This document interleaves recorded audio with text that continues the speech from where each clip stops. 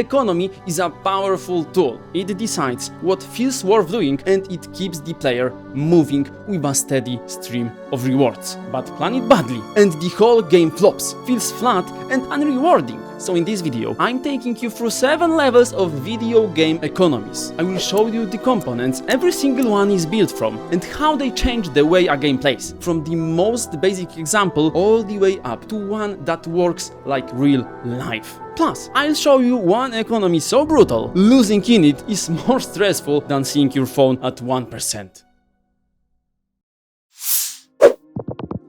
Elden Ring is a fantasy action RPG. You travel across a world called the Lands Between, and you run into a ton of powerful enemies that will kill you hundreds of times. Hundreds of locations too. Caves, dungeons, all packed with creatures that will also kill you hundreds of times. Because that's the game, really. You die and die and die until you finally beat the thing in front of you. Elden Ring has a pretty basic economy, which makes it the perfect place to meet the first building block every game economy is made of. The main currency is runes.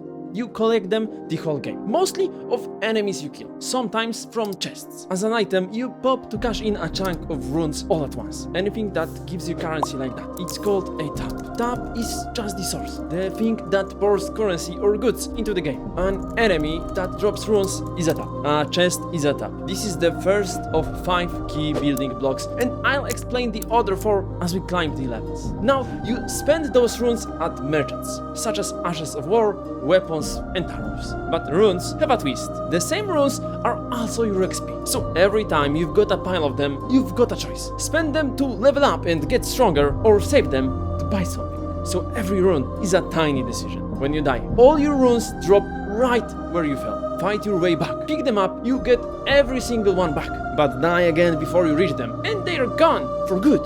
And at higher levels, you need a serious pile of runes just to gain 1 level. So 2 bad deaths in a row can wipe out a fortune in seconds. And runes aren't the only currency in the game. There is also smithing stones for upgrading your weapons. Consumable, hidden all over the map, tucked in caves, in far corners behind nasty enemies, especially the high level stones. You really have to hunt for them, then you bring them to the blacksmith, who upgrades your weapon in exchange. So that's our simplest economy. We've met our first building block, the tap, and Elden Ring's economy is completely rigid.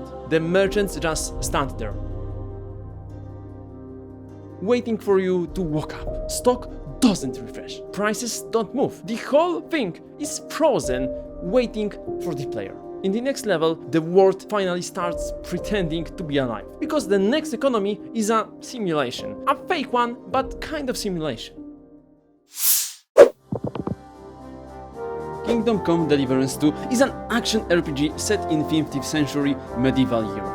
Huge, rich, open world. And you don't start as some chosen hero with the world revolving around you. No, you start as an absolute peasant. You claw your way up from the very bottom. You make friends, you make enemies, you scrape together some armor, and by the end of the game, you're still a peasant. I'm a huge fan of this game. It's got a seriously high level of realism on a lot of fronts, but a game to actually be fun can't be too realistic, and that goes for the economy too. So you're Henry, you earn the local currency, money they call groschen, and you spend it at shopkeepers, standard stuff. And a shopkeeper, a trader, is the second of our building blocks. But these shopkeepers aren't like Elden Rings. They don't just stand around all day waiting for you. Here, the economy actually moves. People work, they head out to the fields, they grab eggs from the henhouse, they go shopping, they chat, they trade, they haggle. At least that's what the devs want you to think. Really, it's all heavily simplified. A lot of it has to stay a facade. Now, economy itself is built in a pretty interesting way, because the prices are unrealistically high.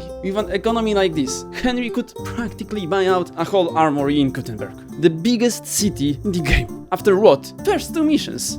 And some scrap looted off a few bandits. That's it. So the devs had to crank the prices way up. They needed you to have something to spend money on. So you'd fill your upgrades, so you'd actually have fun. Game economies make compromises like this all the time, because a regular resident of a city like Gutenberg couldn't afford half the stuff Henry buys without blinking. And every price you see here, that's not a free market. The devs set it by hand. A real free market where prices balance themselves. We don't get that until level 5. Check this out. There is a record of egg prices from 1363. That's about 40 years before the game's even set. So let's play a game. How many eggs would you need to sell to buy a simple average dagger in Kingdom Come 2 when selling eggs for their real price? A. 40. B. 130 eggs. C. 267 eggs. D.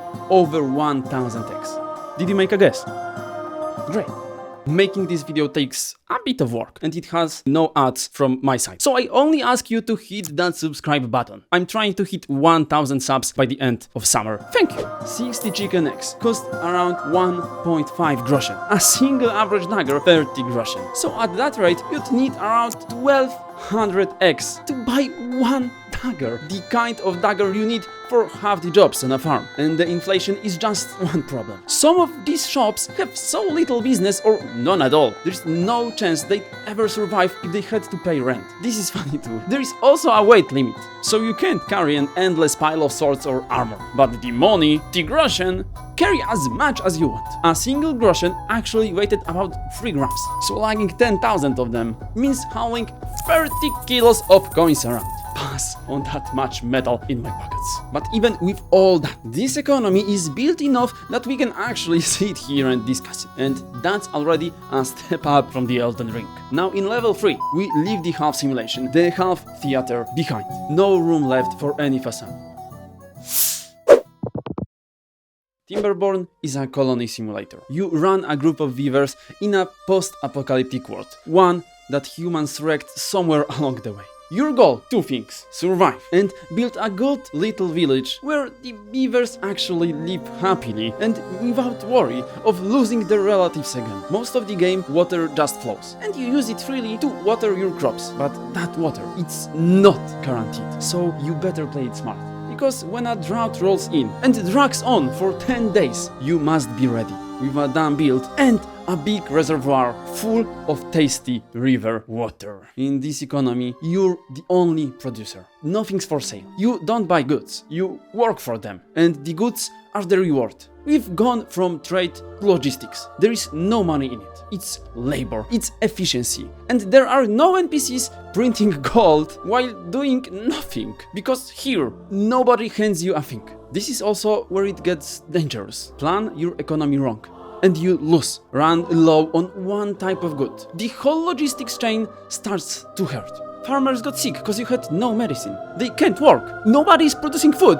Run too low and the colony dies. Okay, but let's say you somehow survived that. Next challenge, we'll test your economy right away. Nice reservoir. It holds about 10 days of water. Then a drought hits. The game tells me straight up. This one lasts 14 days. So I've got water for 10 of those 14 days. And that water's got 2 jobs. Keep my plants alive and keep my beavers hydrated. Which means I have to start asking myself, what do I sacrifice to survive? The beavers can go a little bit without water, but 4 days, that may be too long. So I start rationing. Give them less than they'd like. Drop the total usage. Maybe I shut the water off to one of my farms completely. A lot of players, me included, build farms in separate segments for exactly this. Cut the water to one segment and the odds the rest survive all 14 days go up. Okay, drought's over. I made it. Less food now, but whatever. The plants grow back. And then the water turns red. It's bad tide. Contaminated water.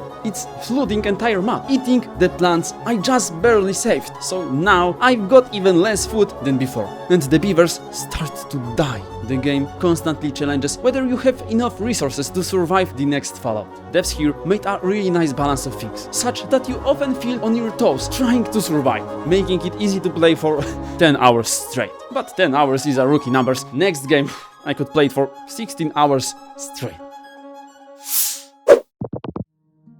Civilization 6 is a turn-based strategy game. You grow your own civilization from prehistory all the way up the Bronze Age, the medieval period, gunpowder, then aeroplanes, and eventually all the way to launching a rocket. The whole time racing the other players on the map to see who hits victory first. With Civilization, a new threat joins the game. Normally in these games before, it was you and the regular NPCs. Here, it's you versus the computer or other players, playing by the exact same rules controls you do. In Kingdom Come, you walk up to a shop and you buy from a trader, but that trader can't run around the map and gather resources like you can. He's stuck to his shop, home, and local tavern. In Civilization, the computer's on completely equal footing. It's competing for the win on the same plane you are. What does that have to do with economy? It's all about the competition. For the first time, you're up against someone, the computer. And there is a huge pile of resources to fight over.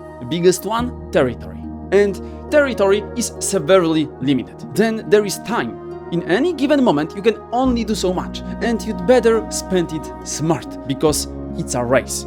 There is a great food source right next to your city, and you want the biggest population you can get, which needs that food. So you throw your whole expansion money towards that spot, but someone beats you to it and grabs the land. Now you're in a bind, because you already poured resources into the move. So this is economy. You take a risk, and depending how the odds fall, you leave with the call you made. And you don't have to hand that land over peacefully either. You can rip your whole state economy off of people and food, and dump it into weapons and army. Build the biggest force you can, just to take the land that one nation snatched from you. There is a whole pile of resources in the game. Territory, food, machine parts, and gold, which pays your army and rushes things along. And you're constantly deciding between them. This is where opportunity cost really shows up. Opportunity cost just means choosing one thing costs you the shot at another. This is different from, let's say, Kingdom Come. Back there, you buy a sword. You can't afford a second. Fine. You earn the money again and come back for it. In Civilization, that second tile you skipped won't always be sitting there waiting for you. Someone else can take it for good. Say you push east for more food, maybe fish. Then you can't push west at the same time. And west is where the machine parts are, the ones that let you build faster. You pick one over the other every single time. And it's not just one rival you're competing against. You could have 6 nations on the map, and every one of them deals with every other one. Not just with you. Everyone versus everyone. The whole game is one giant economic simulation. Winner might be the first to launch a rocket, or someone wins on politics, biggest influence on the board, or someone just decides to wipe the whole map,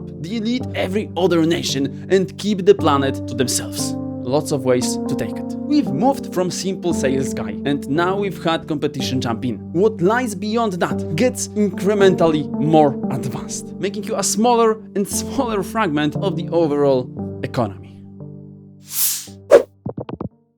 Path of Exile 2 is a hack-and-slash action RPG. You move through loads of maps, grinding down every enemy you meet. You collect rare items, and you're always hunting for more, so you can stitch together wild combinations on your character and clear those maps faster, harder, and more fun. People build all kinds of insane setups, chains of exploding electric damage, all sorts of fancy builds, and this is the first time the economy is run by actual people. And for a lot of people, it's where the fun is. It's the main reason they keep logging in, and now the prices are real, because they come from supply and demand. Let me explain those two real quick, because they run the rest of the video. Supply is how much of a thing exists and how many people are selling it. Demand is how badly people want it. Everyone selling something nobody wants, price drops. Everyone wants something almost nobody has, price shoots up. And the trading itself is interesting, because it happens on a website. Say I want to sell an amulet. I post a listing, amulet for sale, 5 exalted orbs. And I wait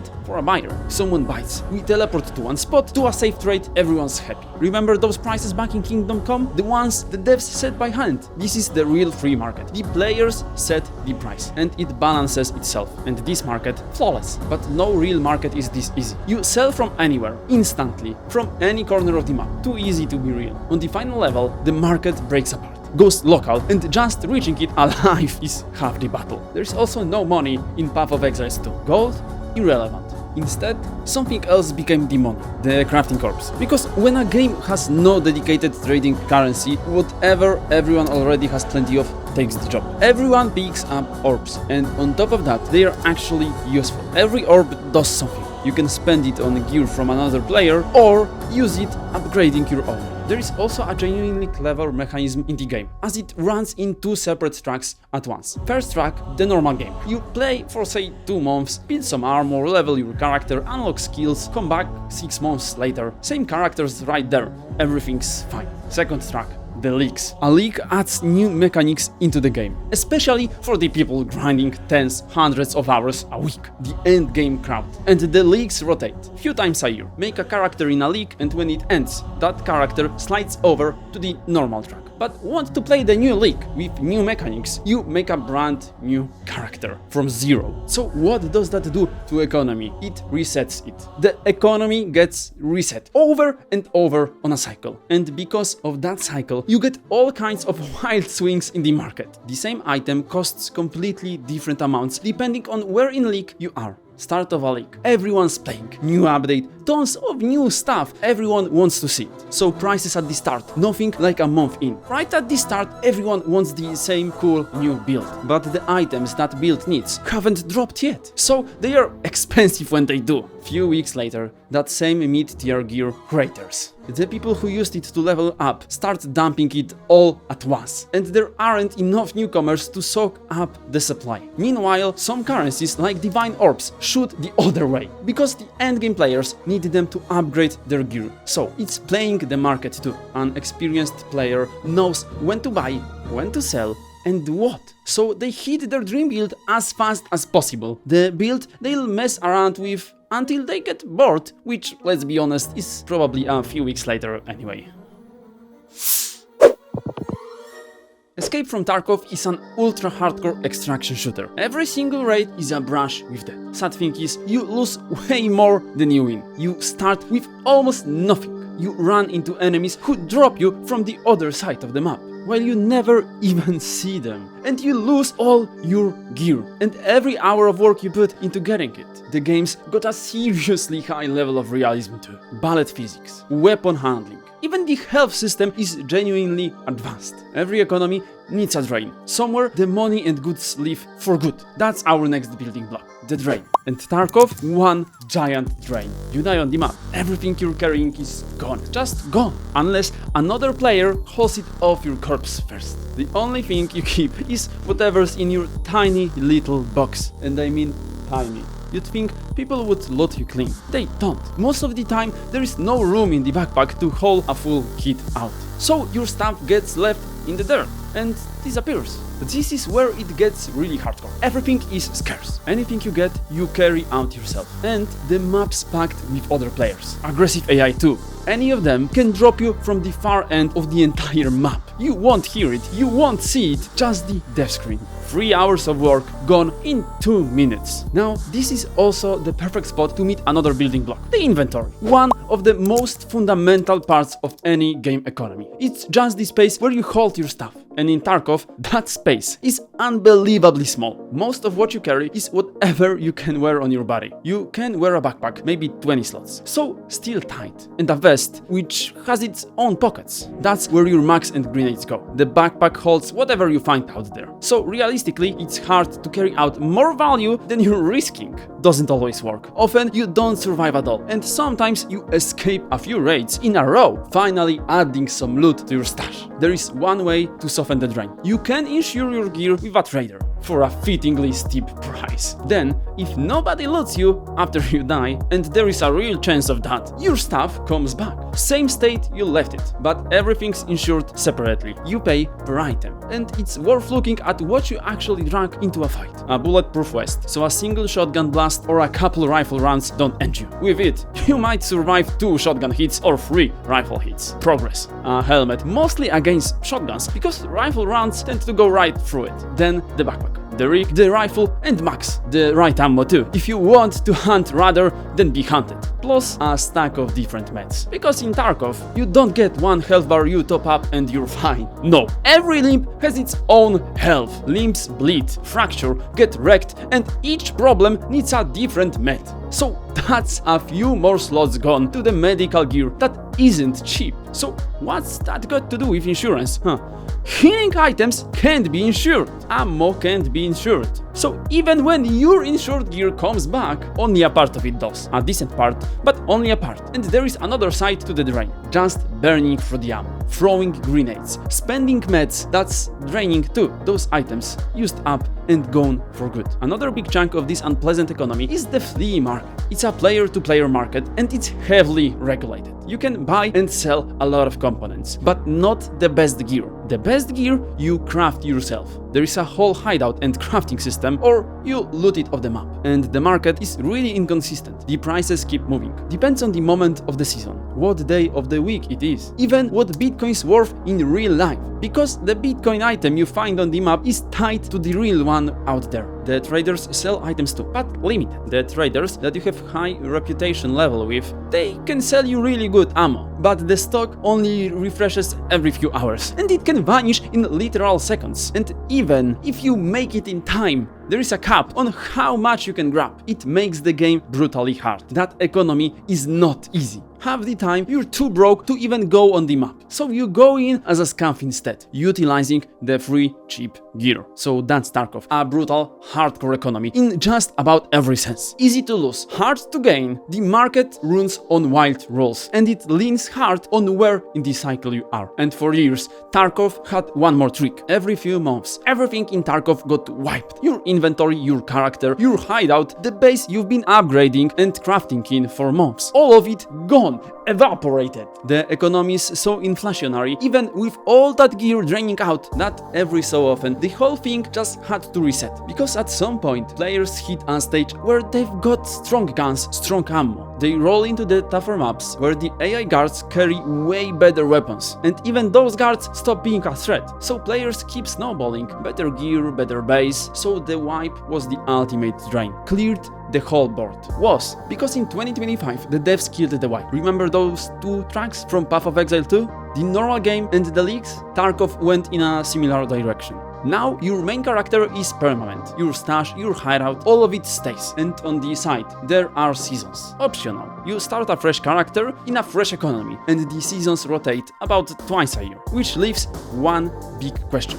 The permanent economy just lost its ultimate drain. Now the insurance fees, the burnt ammo, the spent meds, they have to hold back the inflation on their own. Forever. Is that a good solution or a band-aid to a bigger problem? I've no idea. This game takes serious work to get good at. Dozens, if not hundreds of hours. But what are hundreds or thousands of hours if the next economy needs you to dedicate your life to it?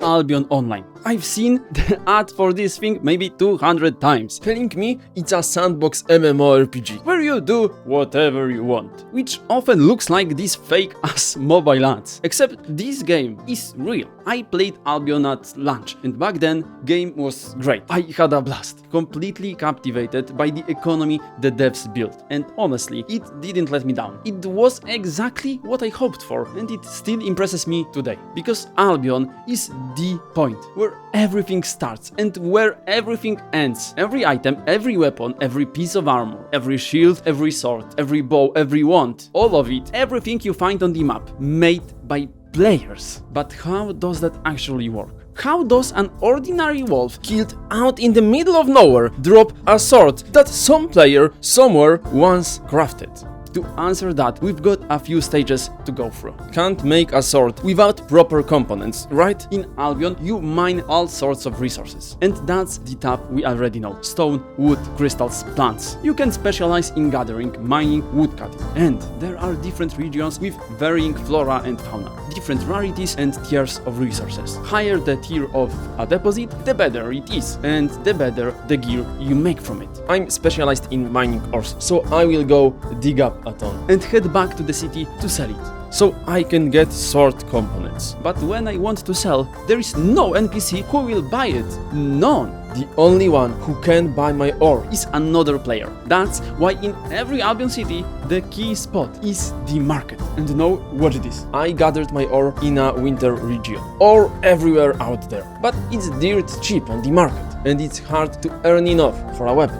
Why? Because the markets in this game are local. There is a handful of main cities in the safe part of the map, where we are right now, and each one sits on its own biome. Different creatures, different deposits. So if ores everywhere around me, It's cheap here, because to sell it anywhere else, I'd have to haul it across several maps, and that's slow and not simple. Weak demand and giant supply, which tells us that the local markets are their own little ecosystems. And in the middle of the Albion map sits Carleon. to get to Carleon, we need to get truly ready. But for now, I'm still here, so I've sold my stone. We're one step closer To making wolves drop swords. But for that to happen, I first have to make them, and then carry them to Carleon. So I quickly grab the ingredients here on the market. I find everything I need and buy it. I've got the skills. Now I just need a station to craft swords. The Warrior's Forge. But a good station like that isn't placed on the map by the devs. Economy here is quite advanced. The cities have plots. Players buy them, and on those plots, they build crafting stations, like the one I'm walking to right now. So to use it, I need money on me to pay the tax set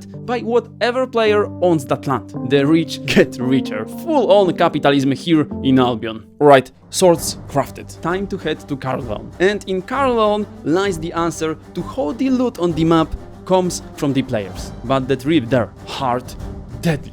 On the way, I can lose what I'm wearing, the horse I'm riding, And every single sword I had to work for. so what's exactly so deadly on this road? Let's set off and find out. 3 kinds of maps ahead. First, blue, the ground near the city. Fully safe, can't lose a thing.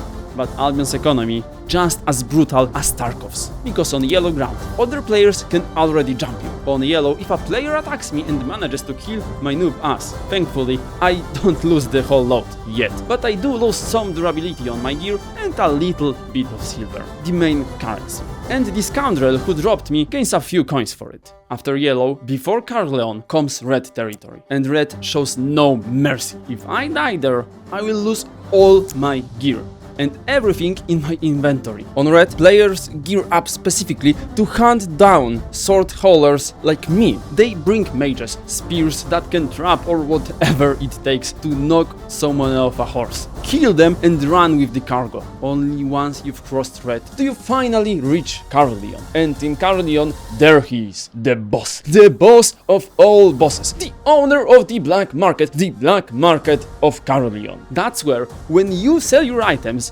those exact items start dropping out on the map. The black market works like this. It buys huge amounts of every kind of item, constantly. And when the boss decides he needs swords, because the swords pool runs so low, it needs topping up. He posts a buy offer at a nice price. And that's when I sell him my swords. Good money. And somewhere out there, a wolf is now carrying my sword. Probably. That's why the whole road was worth the risk, because at the black market you sell for a really good profit. Now, the Albion economy, thingies, all of that, just the tip of the iceberg. Albion's economy goes very, very wide and in a lot of places very deep. Guilds, a whole extra map, black zones, where dying's even easier. Bases, guild territory, fights over territory, over dungeons, inside the dungeons, guild wars, so much going on. All of it running on its own rules. The rules of free Albion market, where the players decide what's valuable and what isn't. There are also options where you can still get silver from the game's PvE drops. That money's got to get pulled back out of the market somehow, and the devs have to do it in big chunks, or prices would skyrocket into insane hyperinflation, where you'd be paying millions, billions of silver for a simple sword, because there would be just more and more of silver on the market. That's why listing an item costs a fee, selling costs a fee, and even crafting pays a fee to the game, not just the landowner. These percentage fees are there to keep inflation at a healthy pace. And another huge place silver vanishes, the Albion gold market. That's where you swap your hard-earned silver for gold coins. And that swap is the converter, the last piece of the economy puzzle. A converter lets you trade one currency for another. Converters often have a fixed rate, but the Albion market's volatile, so the price of gold moves around. And of course, market being a market, it takes a cut. One can become a trader swapping silver and gold at favorable prices, or just buy in-game boosts for that same gold. Albion's economy is a genuinely developed economy. On the local scale, on the macro scale, and in a fully hardcore version of both. So that's the whole climb. We started back in Elden Ring, single player, where the shopkeepers weren't really alive, more like vending machines, just standing there waiting for you. And we ended up in Albion, a massive, multi-layered economy running on a free market rules, on a whole lot fronts at once. And along the way, we met every building block these economies are made from. Now that you can see them, you start looking at games a little differently, because the economy was never the goal on its own. The goal is to steer the player's attention, to make us feel rewarded for the work we put in.